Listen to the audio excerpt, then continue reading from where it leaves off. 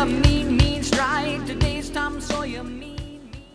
You're in for a real treat on this next panel. Now, I'm from Illinois, and we can literally see jobs driving across the state if we look closely. I mean, we're surrounded by wonderful governors. We had Mitch Daniels, Governor Walker. I mean, it's not easy being around such great conservative leaders, but this next panel is going to highlight and really talk about why does money walk?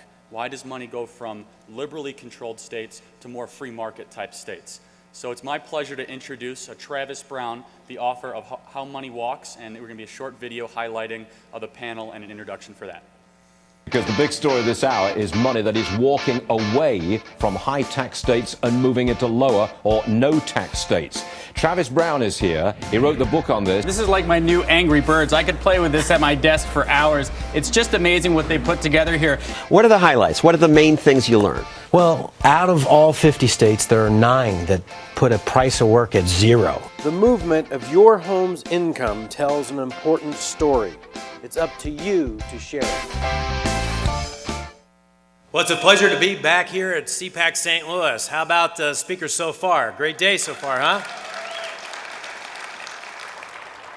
Well, it's our honor to talk about taxes in states, and a lot of people don't always dwell on this, but we know how important it is to the essential needs of our region. So we're here for a couple of key reasons today, and sharing a great and diverse tax panel from Missouri, Illinois, Oklahoma, and beyond in the country.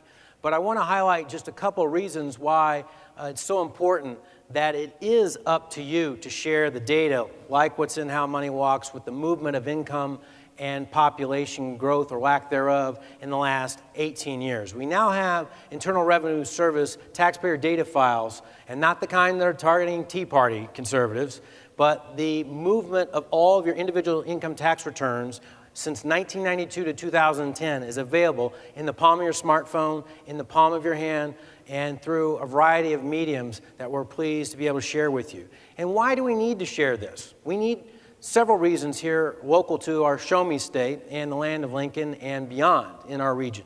Well, first of all, it's important, as many speakers and governors have mentioned today, we absolutely need stronger economic growth for our state and for our region. I want to share just one statistic that is unfortunately very alarming for our home state here in Missouri. Only Iowa and Missouri, these 2 states, are the only 2 in the last 100 years, last century, to have never had a single decade of double-digit economic growth. Friends, we've been on the right track perhaps with state and local tax burden from time to time, but you can still get run over if you're not growing your economy.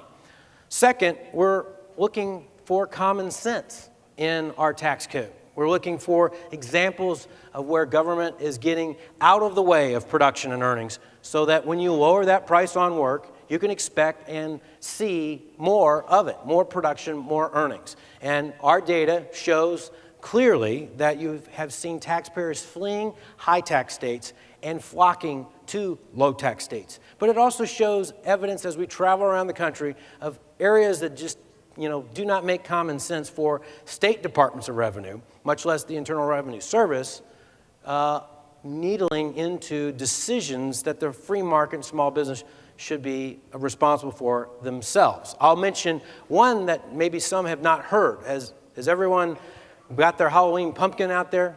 Have you started to buy that yet? Well, in the state of Iowa this year, there's been a debate about the Iowa pumpkin tax. How many people know about that?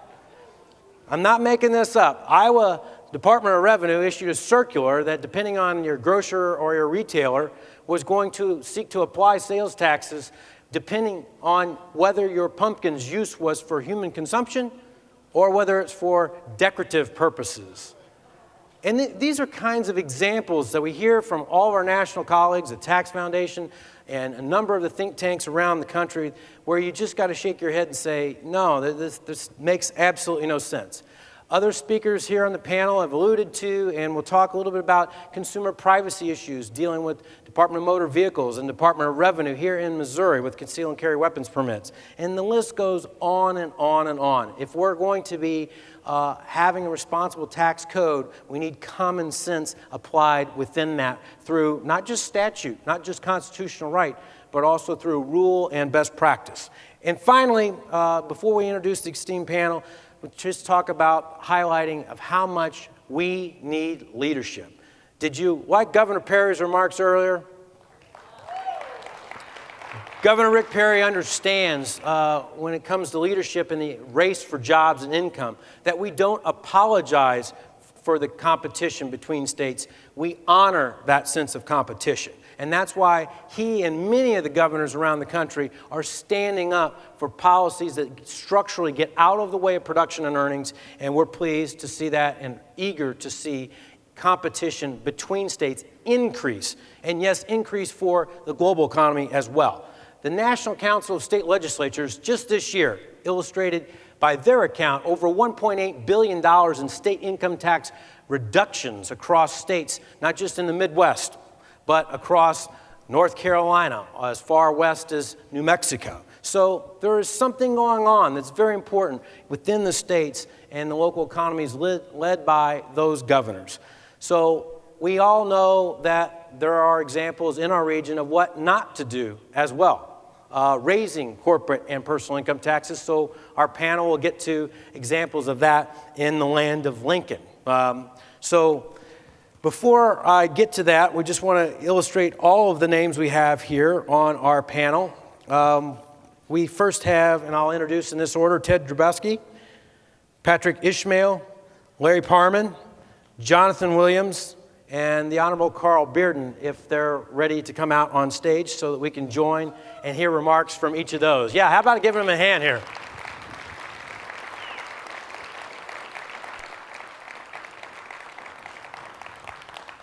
We'll open with a few remarks from each of them, and I'll start with Ted. And Ted comes from us from the land of Lincoln, which, last night he enjoyed the Cubs breaking a record for the number of losses with the White Sox, thanks to our Cardinal Nation here at home, and thanks to our friends in Kansas City with the Royals here, we think. But I like to remind Ted that don't get down. Anyone and any team can have a bad century. So, Ted, take it away and tell us a little bit about what's going on in Illinois. Please be seated, guests. Thanks, Travis.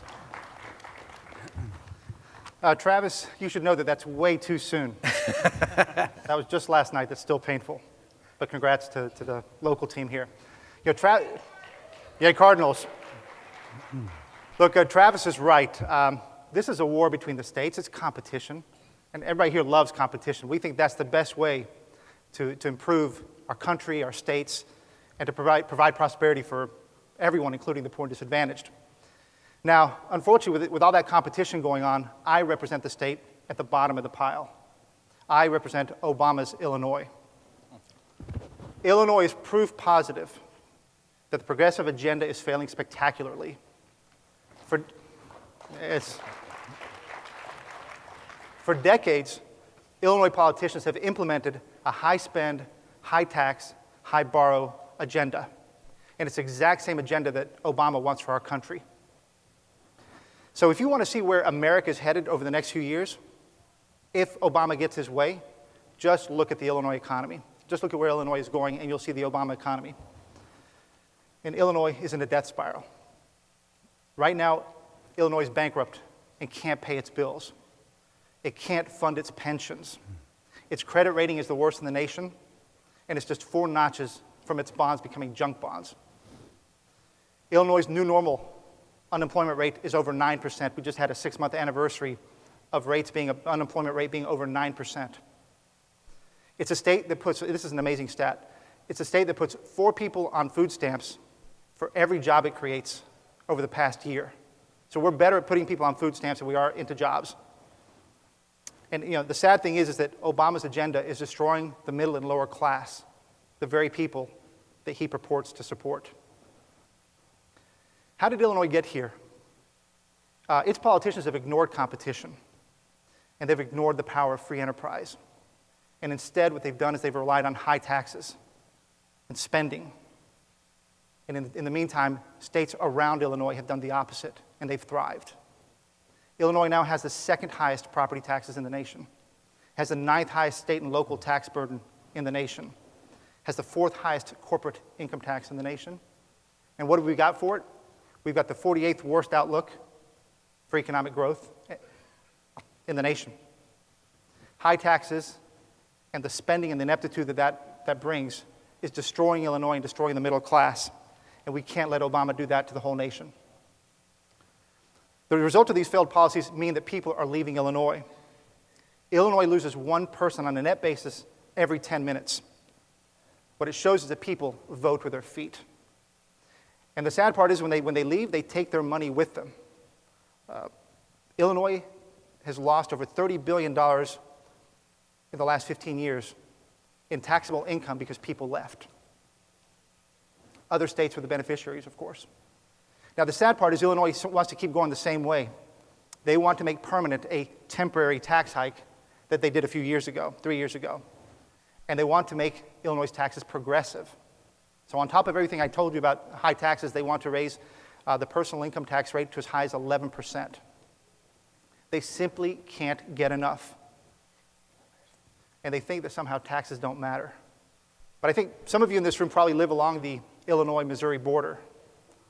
And I can bet that if I asked who goes to Illinois to buy their gas, nobody. Unless you want to just hand out a few extra dollars every time you fill up. Of course not. And if you smoke or drink, you'll never go to Illinois if you live on this side of the border. Because a pack of cigarettes costs $1.80 more. Now, one thing you should do is not plan your death in Illinois, because the estate taxes are much higher there than here. So make sure you plan them here. The point I'm trying to make is that taxes matter. You know, poor families, a mother maybe struggling to make ends meet in Illinois does cross the border into Missouri to buy her gas because it matters. And that's what we're talking about. We're talking about the people that have to suffer, especially in Illinois where the jobs are tough, the economy's bad. So politicians haven't figured it out. So how do we feel in Illinois? I don't want to beat up on Illinois. Illinois is a great state. Well, yesterday a reporter called me, an AP reporter, and he asked me how I felt about Rick Perry coming into Illinois and trying to take jobs. He asked me whether we thought it was inappropriate. And I told him no. Governor Perry is doing exactly what he should be doing. He's an advocate for his state, he's an advocate for his people, and he's an advocate for jobs and growth and prosperity. It's fantastic. I told the reporter, what's inappropriate is what Governor Quinn and the leadership in Illinois has done to bring the state to such a low level that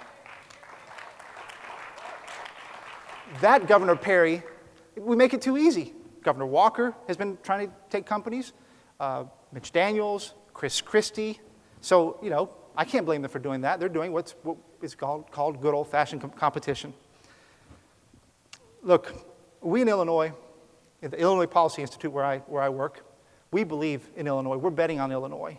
Because as bad as it is right now, it's the failed public policies that are hurting the state and not the great people and not the great assets of that state. We believe that at some point, it's coming soon, people are going to wake up and say, we want to compete with the Texas of the world, with Missouri, with Indiana, with Wisconsin. And it's going to happen, and we're going to bet on Illinois. And I think what we'd like to see out of Illinois is that soon we'll be going down to Texas and saying, hey, companies and people, come back to Illinois. We're ready for you. Thank you so much. Great. Oh, yeah. Go ahead. Good afternoon. Can you all hear me? Okay, great. Well, I got to say it's a real honor to be on this side of the podium. The last time I was at a CPAC was 10 years ago. I was a freshman in college. And I got to say, at that time, I didn't predict that I'd be over here. So it's a real honor to be able to talk to you all today, and also a real honor to be able to take some of your questions. I don't know if you guys have cards in front of you right now. I think they're being distributed, and I'm looking forward to having a real conversation about these issues dealing with the free market. The Show Me Institute is a free market think tank, and I think it's real important for us to remind ourselves oftentimes when we're talking about it in very academic language that there's a very specific and important and more basic thing that we're talking about. We can talk about aggregations of knowledge. We can talk about efficiencies and capital allocations, but really, when we say that we believe in the free market, what we're really saying is that we believe in people. We believe in people to make their lives better, to make their families better off, to make their cities and their states and their countries and their world better off. Because that's really been the lesson that we've learned over the last couple hundred years. free markets make people better off. And I think that when we lose sight of that, we really lose the whole point of, particularly when we're in the think tank field, what our purpose is. It's about empowering individuals. It's about empowering people. And I think it takes a great deal of hubris to really suggest that any government or any single set of individuals has some expertise that is better than the market in allocating people's resources. And I trust individuals to cooperate with one another and to make more with less than I believe the government is going to be able to do. Particularly in the state of Missouri, you look at its track record. The state of Missouri has a real problem with issuing crazy amounts of tax incentives. We issue annually about $400 million in economic development tax credits. We only bring in about $300 million in the corporate income tax. We spend $400 million, we take in $300 million. I think a more effective way and a better way of approaching growth is to make sure that we invest in everyone. And the easiest way to invest in everyone is to reduce everyone's taxes and to simply eliminate a lot of the most destructive taxes. When we talk about GDP growth in the state of Missouri, from 1997 to 2011, Missouri ranked 48th in GDP growth. It ranked 46th in employment growth. It ranked 43rd in GDP per capita growth. Those are miserable statistics. And it's made worse that we all recognize that these are impacting lives. The people of Missouri are worse off under the system where the government picks winners and losers and maintains higher taxes. We can do better than that, I believe. And the list of reasons to cut taxes is pretty long. I mean, you want to make sure that government is smaller. You want to make sure that it's efficient. You also want to make sure that you're enabling the job creators to be able to invest in their companies. Consider a company that is in a no income tax state. It takes its income in for the year. Let's say it has 10 machines and it has 10 people manning those machines. If they had an income tax, 6% or whatever percent the state has as a tax is removed. That could mean that you have one less machine that's going to be put into that particular company. So instead of having 10 machines, you could have had 11 machines. You produce more widgets, you get more money back, you can reinvest in yourself. It makes a difference over time. And the literature is pretty clear on this. Income taxes are among the most destructive that you can have for growth. If you have a savings account, it kind of makes sense. If you put $1 in 30 years ago, that dollar is going to be a lot more powerful than if you put it in 10 years ago or yesterday. Those early investments make a difference, and unfortunately, the income tax deters a lot of those investments. That's why I think that in Missouri, we really need to look at income tax reform. And if you look across the region, too, I mean, we talk about, at the Show Me Institute, Kansas a whole lot because they've done some really significant income tax reforms. But it's not just about Kansas. You look at Texas, you look at South Dakota, you look at Nebraska and Oklahoma. You're looking at a lot of states that either don't have an income tax or are looking to get rid of them. We're in the middle of a developing growth corridor extending from the Gulf of Mexico all the way up to the Great Lakes. And the question is, what is going to happen to the state of Missouri if it doesn't react?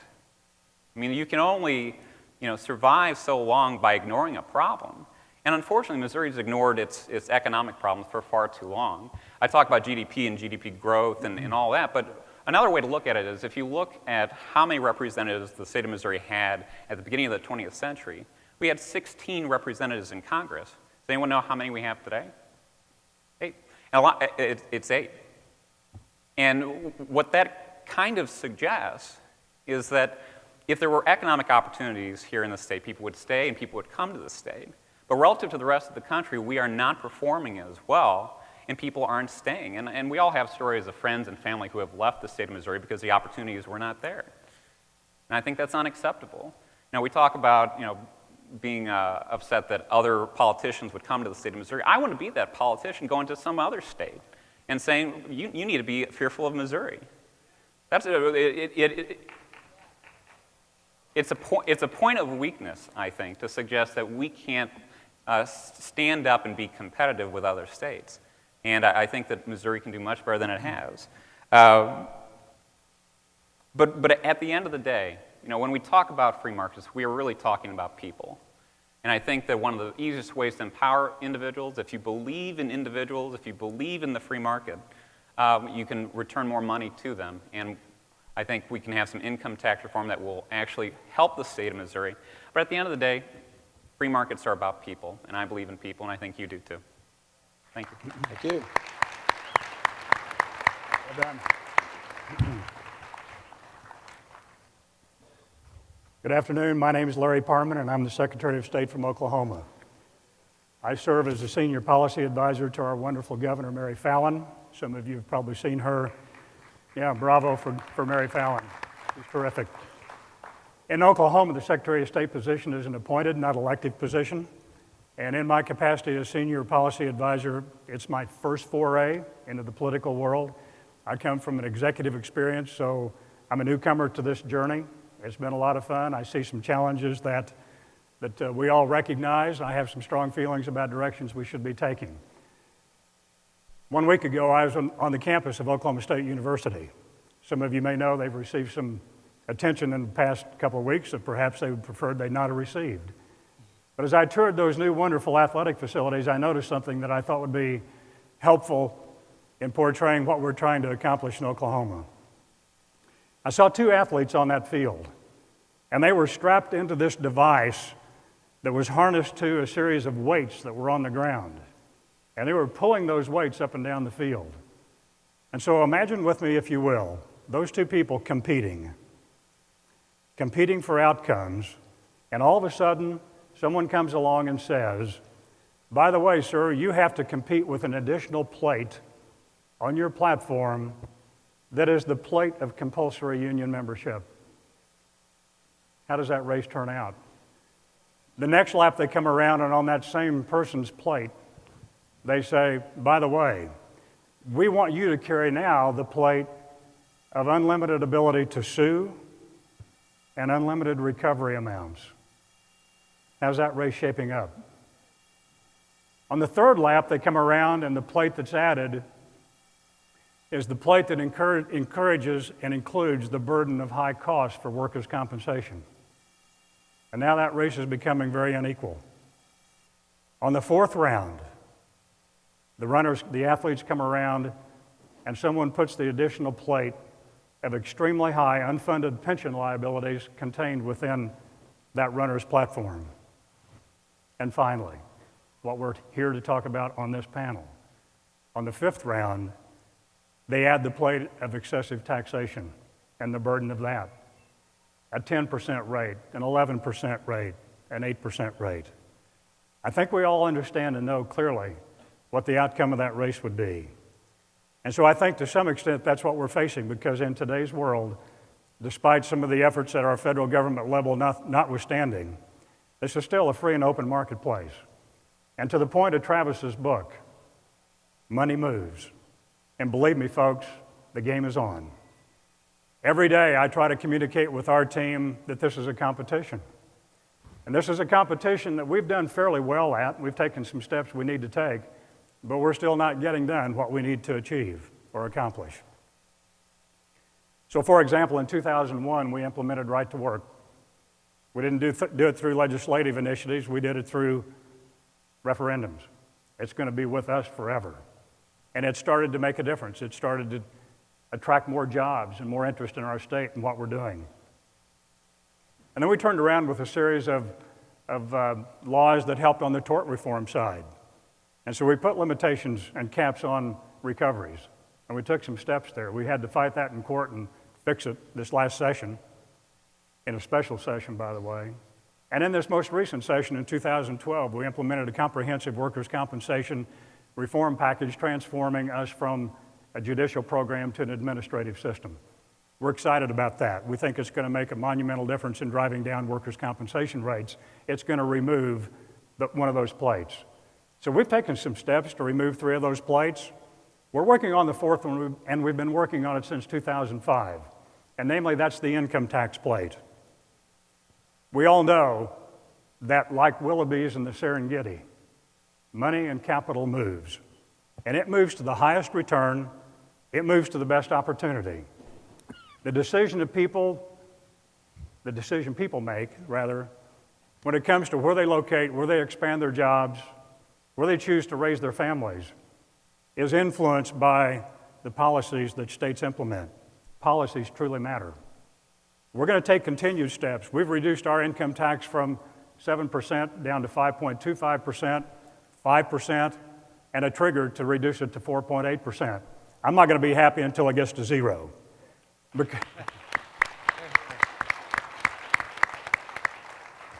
And our governor is going to help us get that done. You know, there are a lot of challenges when you embark on that journey. And I've come to appreciate even more some of the challenges that even conservative elected officials have. Because in one sense, they respond to the loudest scream. And we need to remember that as we go forth in our mission to achieve what this organization stands for. Let me leave you with a couple of thoughts. I believe that the policies of freedom, the policies of individual responsibility, the policies of rewarding work and not sloth, the policies of less regulation trump policies of victimhood and dependency. I believe there's hope. I know there's hope if the change includes keeping the government out of our lives and leaving government with only a light touch and a light footprint in our lives. I know there's hope if the change includes keeping our tax burden as low as possible. I know there's hope in these states if we have workers' compensation programs that drive costs low for our employers and incentivize them to create jobs. If that's the change that's out there, that's a positive thing. If we have, and finally, I didn't mention this, but if hope includes encouraging states to fix its unfunded pension liabilities, if that's the change that gets created, that's a positive thing. In Oklahoma, we've embarked on that journey. So as we move forward on our panel, I would just invite you to think about Oklahoma like you might as a stock on a listed exchange. Oklahoma is an undervalued asset, and we intend to change that. Find out about Oklahoma, you'll become interested. You'll become curious. If you come visit us, you'll become very interested. If you move to our state, you'll love it, and you'll never leave. Thank you.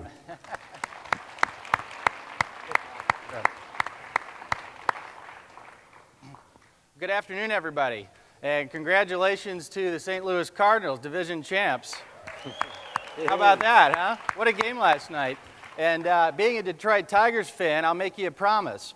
I won't bring up 1968 if you don't bring out 2006. How's that? And maybe if we're lucky, we'll meet again this year. So greetings from the land of make-believe, Washington, D.C., where I came from yesterday. And as President Reagan once called it, Washington is an island surrounded by reality. Isn't that true? It becomes more that way every year with the likes of Harry Reid and folks running Congress and their 9% approval rating. I almost thought that was a mistake. I didn't know there were 9% of people that still approved of Congress. I thought it was 9, but it's 9% evidently still. I'm with the American Legislative Exchange Council, the nation's largest organization of conservative state legislators from the 50 states. I author the book Rich States, Poor States every year with Arthur Laffer and Steve Moore, which really gives you the story as well as what Travis does with How Money Walks in a great way to see how dynamic of a marketplace we have among our 50 states, or as was called once, the laboratories of democracy. And our founders were pretty smart to come up with the idea of federalism to allow states to compete and have this competitive federalism with each other.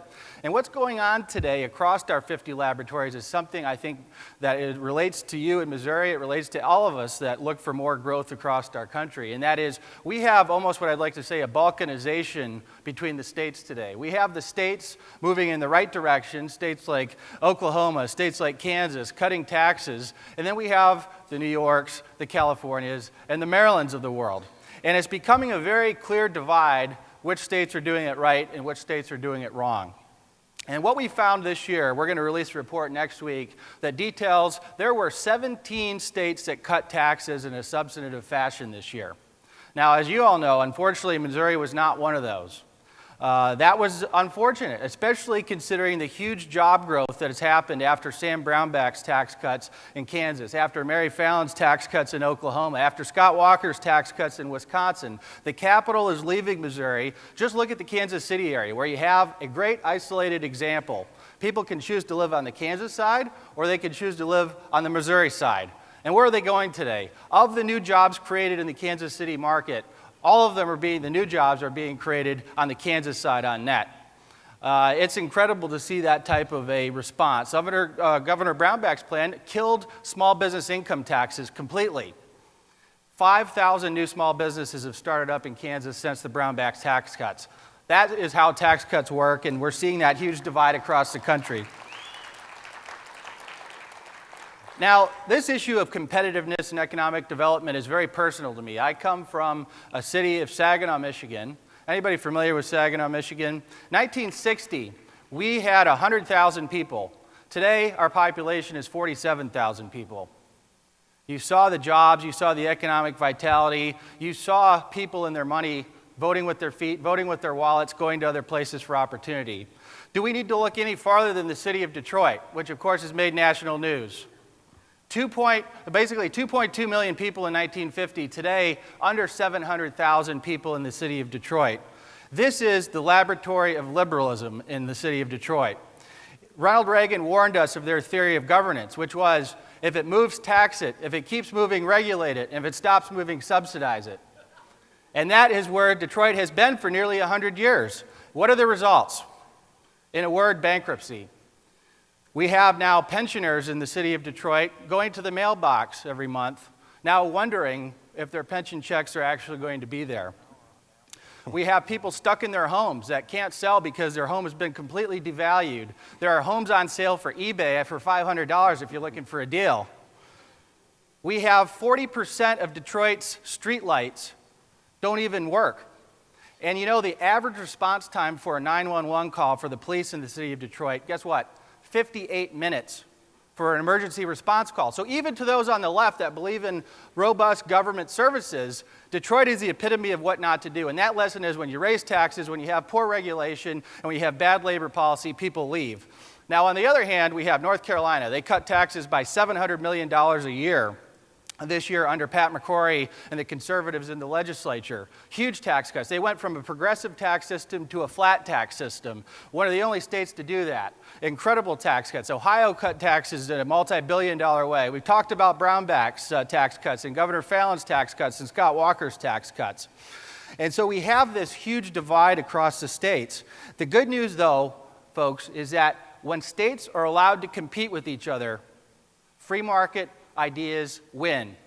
Freedom works across the 50 states when we give it a chance. So this is very encouraging to see such a big turnout in what has now become the Heartland Tax Rebellion, with the states looking to become more competitive. And as folks in Missouri, you need to keep up with your neighbors, because this is a real competition, and the consequences, jobs, and economic vitality. So if I were to leave you with one item, it is, do not allow yourselves to become Detroited. Do not allow Missouri to become like Detroit. Thank you very much.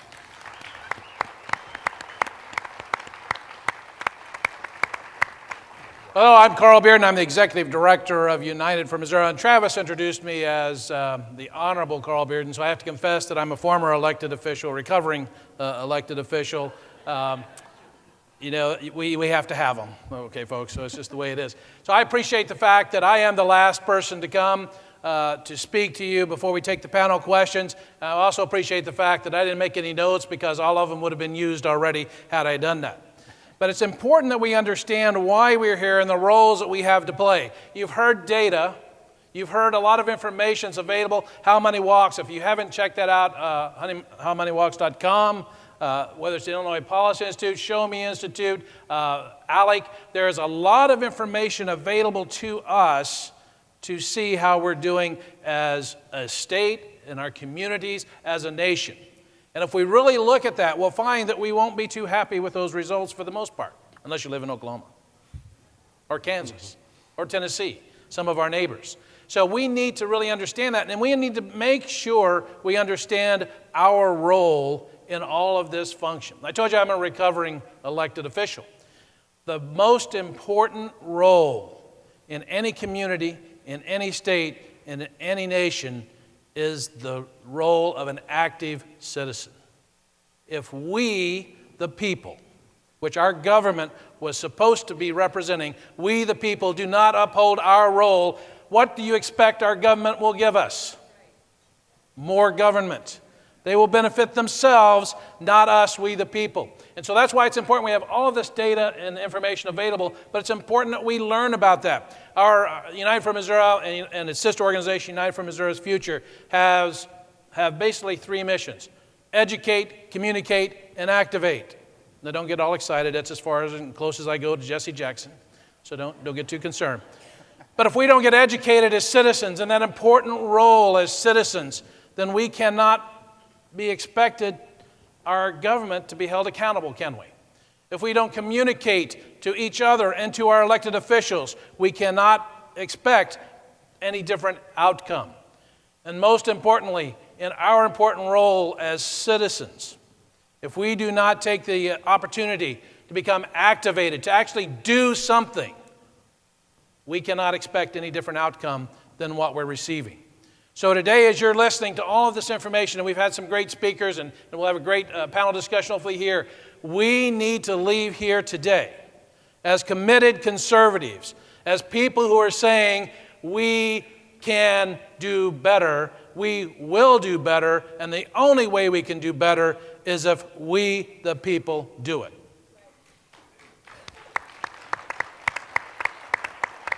You know, we have a lot of great documents in our country's history. And you may have heard of something called the Declaration of Independence. And then it talks about certain truths being self-evident. Now, we don't hear a lot about those truths today, but it doesn't make them any less self-evident. And if they're not self-evident to us today, it's because we are not availing ourselves of that. We are not exercising our role as citizens. Life, liberty, the pursuit of happiness, none of that comes from our government. So if we are looking for our government to deliver on life, liberty, and the pursuit of happiness, we have failed before we begin. It is up to each of us to deliver on those inalienable rights that we are equally created with, of life, liberty, and the pursuit of happiness by being educated citizens. Travis mentioned the issue of here in Missouri, the fact that we had about 163,000 names of concealed carry holders in the state of Missouri turned over to the federal government. He talked about leadership. Our leader, the governor of the state of Missouri, denied that there was anything going on, that he was sending any information off, and I'm mocking him in case you don't know. This magical database up in Washington, D.C. was a proven falsehood. And it's only because the people got involved, that the people got involved and contacted their legislators with that information, that changed, and the legislature passed a more robust law, and the governor was forced to sign it because he had no other choice. That is what we, the people, can do. So if you don't like what's going on in your state, if you don't like what's going on in our country, it's your fault. You say, I'm active, I'm doing everything I can. Do more. Get more people involved. Educate people. Get your neighbors involved. Make them understand their responsibility, folks, because if we want change, we have to look in the mirror and see where that change is coming from, because that's where it starts. So leave here today with the resolve, I am the change. It's not that change, it's the change, and you haven't been empowered. You are empowered to do that. So I hope when you leave here today, that's exactly what you'll do. Go back to your communities and be the change. Thank you all. Great. Thank you, Carl. Well, thanks to all of our speakers. I feel like I should pass around an offering plate there, Carl. We've got some great comments and questions here. We're going to try to honor as many of them in the rough 20 minutes that we have left. The first one is from Carla K. Edwards. Carla, I hope it's okay to share your name since you wrote it on the card. Kind of a two-part question. I'm going to bounce it maybe first to Patrick and also get Jonathan to comment. The first is that she just moved from Oregon, where it's Democratic controlled, and actually called a special session to give Nike a special tax cut, but refused ordinary Oregonians the same courtesy. And so seeing that effort fail here narrowly for a tax cut for all Missourians, she's wondering,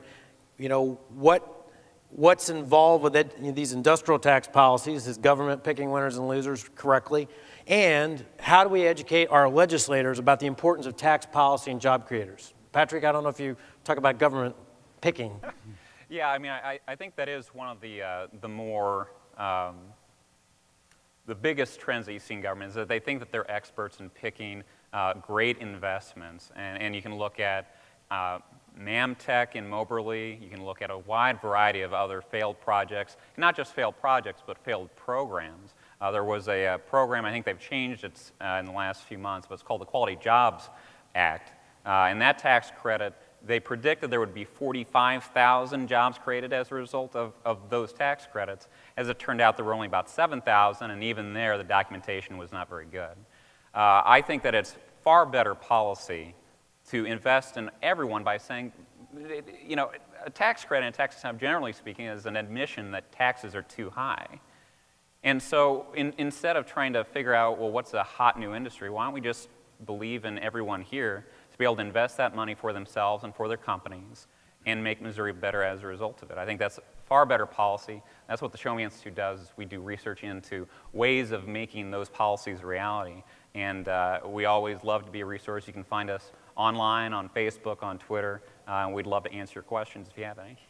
Jonathan, you have a mission among ALEC, educating legislators this very question. So what comes to mind for helping those legislators understand the importance of tax policy and job creation? Yeah, you know, it's so easy to slip into this way that government thinks it can create jobs and create wealth. We all know that's not the case. It just mixes it around or redistributes from one to another. And in this case, it seems like it was very clearly crony capitalism type policy to give a single company a handout, and that is at the expense of everyone else. That's the side we don't think about a lot of the times. While we might see the jobs, we might see the ribbon cutting ceremony, everyone feels good at the short term, that's taking money out of resources that could have been put towards broad-based tax relief for small businesses, for instance, who, by the way, normally don't have the lobbyists down at the Capitol to lobby for broad-based tax relief. Now, Illinois is, I won't bash Ted too much here because he knows he's lived it, but in Illinois they raised taxes 67% a couple of years ago, and then a couple of the big businesses said, well, we're thinking of going down to Texas and taking advantage of their good business climate. So what did the state of Illinois do? They issued them this kind of a crony carve-out just to be able to keep them there. Now, folks, if you're a state and the only way you can keep businesses there is by handing out cash, there's a bigger problem, right? You know, this type of thing is emblematic of a bigger issue. Now, in Michigan, under Governor Granholm, who thought it was her job to raise taxes on everybody, in this case it was selective, but they were, going to tax services for the first time, haircuts and, people that cut your grass and that type of thing. And they were going to include everybody in the service tax, except, interestingly enough, for the folks that, they had lobbyists around Lansing. They weren't included. Now, the one thing that was kind of surprising was, the fortune tellers were included in this tax as a service. This is the service. Now, why is that surprising? Because they should have seen it coming, right? Right. I apologize. Bad joke. It's our tax economist humor. I have to forgive me. Next question, maybe for the Secretary in Oklahoma. What's the most effective type of tax to generate revenue for government? The most effective type of tax? Yep. Is that a loaded question? That's all it has.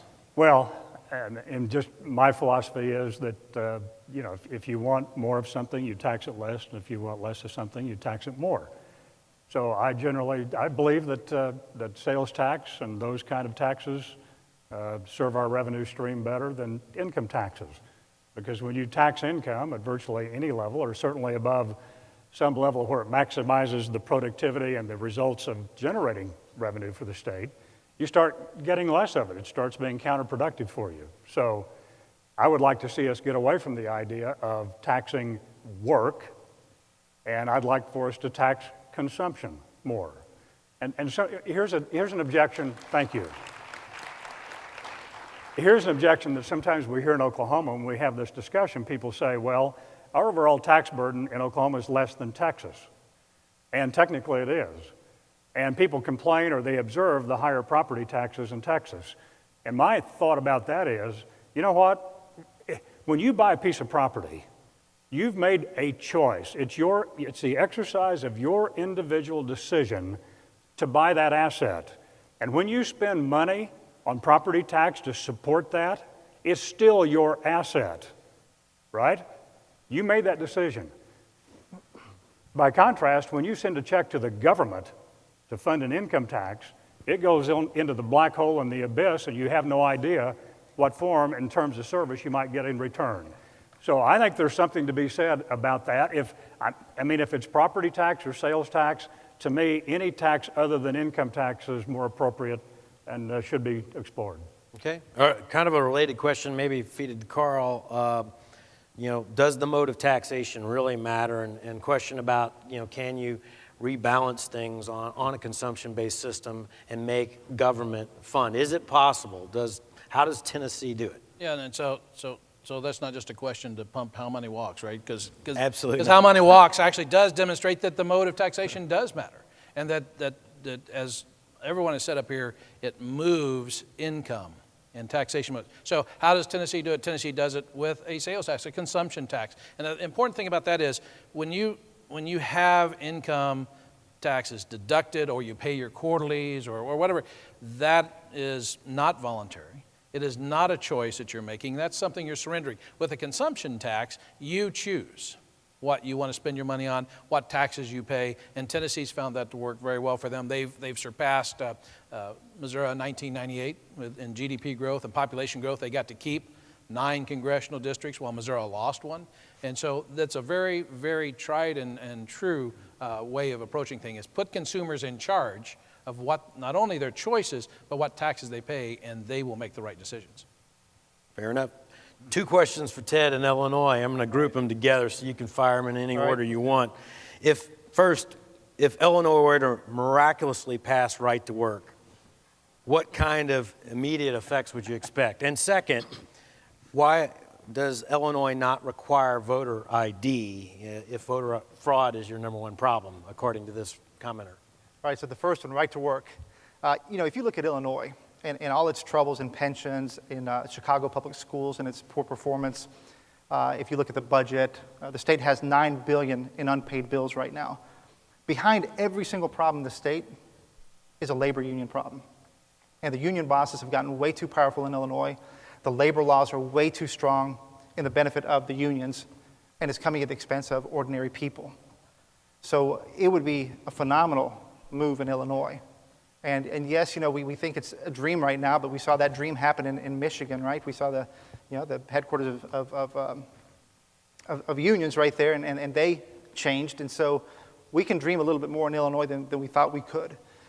It would be a fantastic move. I think what we have to see is unions and the union bosses become much less powerful, allow the kind of reforms that Illinois has to implement in education and pensions and health care.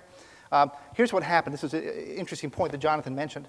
2.5 years ago, the Illinois government promised to fix Illinois by raising taxes by 67% on personal income and 48% on corporations.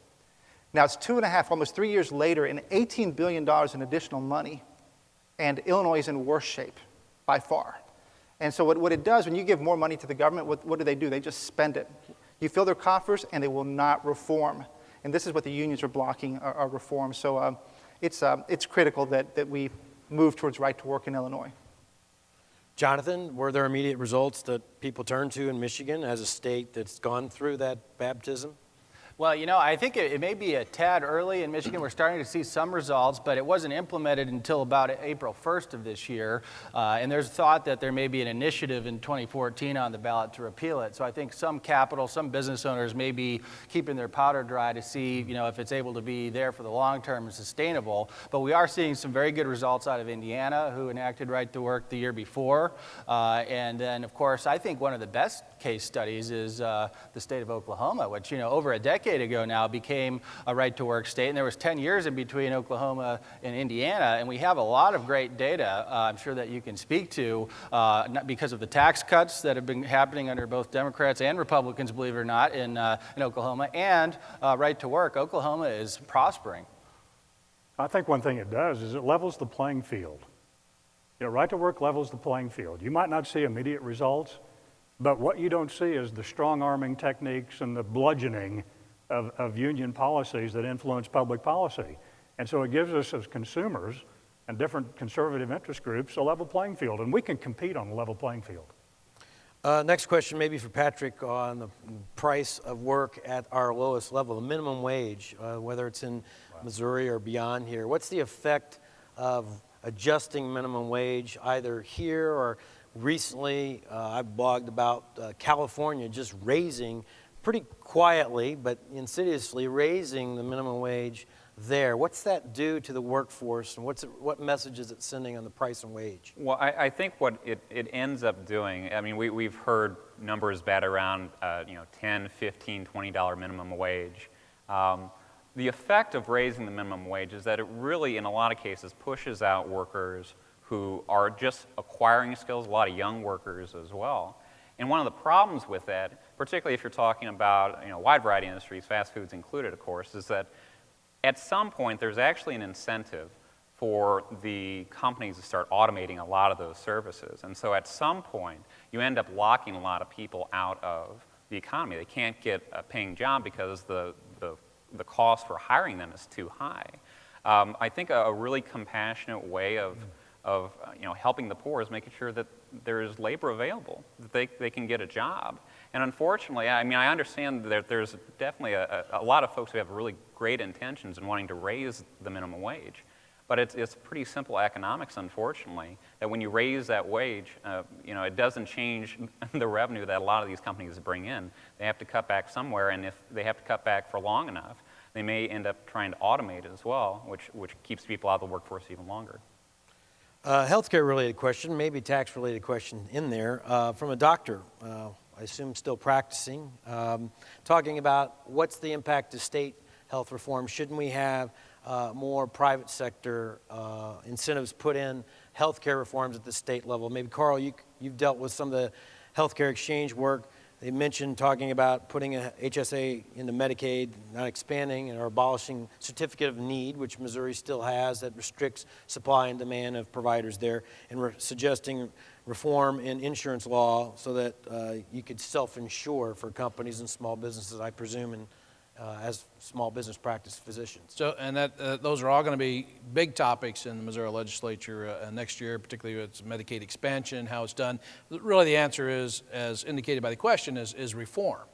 How do we make things better? If we want better outcomes, we have to pay for those outcomes. And so today we have doctors who are no longer taking Medicaid patients. So it amazes me that we have people who think by adding more money to a broken system, you somehow fix the system. It just doesn't work that way. And so you mentioned certificate of need has been a long problem in Missouri, where how do I have a competitive environment when I have no free market? I can't go in there. I have to meet certain criteria. I don't have the ability to deliver services as efficiently unless I meet that model. And that's what certificate of need does. We've had several mentions of Governor Perry coming to states. He came to Missouri a few weeks ago, and we had all the poaching comments and stuff like that. But the fact of the matter is, certificate of need, health care, all those sorts of things, our tax codes, hunters don't hunt where there are no game to be hunted. And so unless we address health care, which is a driving cost, if we look at Missouri's budget, the health care cost for the state of Missouri is driving and growing at a faster rate than what our number one or number two priority beyond our debt, education, is going. So we're spending more money on government-provided health care, inefficient government-provided health care, instead of educating a workforce to be able to generate more jobs.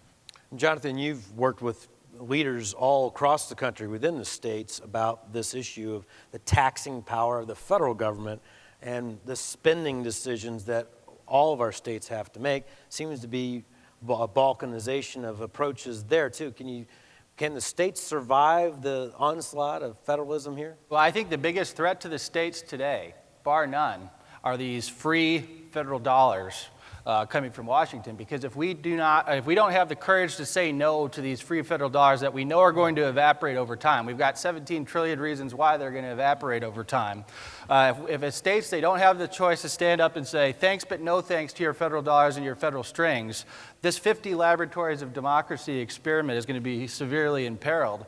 And what we've seen on Medicaid expansion, for instance, which of course the federal government's promising, we're going to pay all the bills for a couple of years. Sounds awfully good on the surface in the short term. term, but what happens when that goes to 90%, or what happens to go to 50%? Where are the states going to come up with these dollars? We just don't have it at the state level. We've got problems with pensions, liabilities. SEC is now suing states like Illinois because of bad accounting and pensions, and it all comes down to government spending. That money is not there. We don't have printed presses at the state level, thank God, or California would be more like Greece than it is today. And at the bottom line, spending is taxation, so keep an eye on that spending, and we just can't afford this kind of expansion. Any Thomas Sowell fans here? Right? Isn't he awesome? His line is best on government spending. The first law that you learn in economics is there's such a thing as scarcity of resources.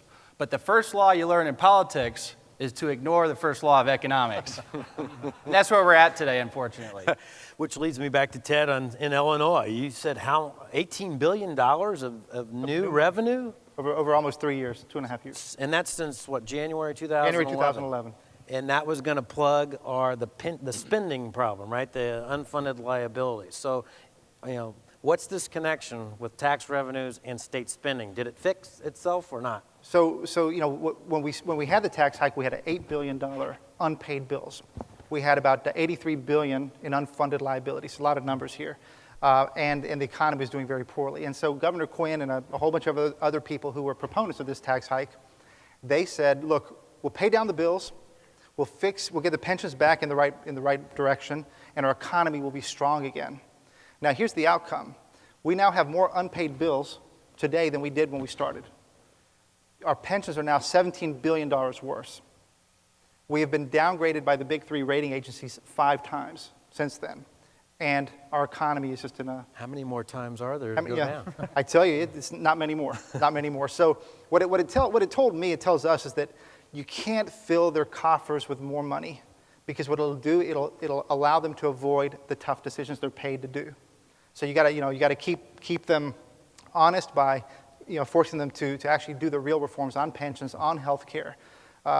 Otherwise, it just goes backwards. We actually came out with a report this morning that shows how Obamacare has actually started to reduce the number of hours worked in Illinois. There's a huge correlation, at least since 2011, how workers' hours are going down, and Illinoisans, which are already in trouble, are becoming part-time workers, and that's just not the right way to go for the state.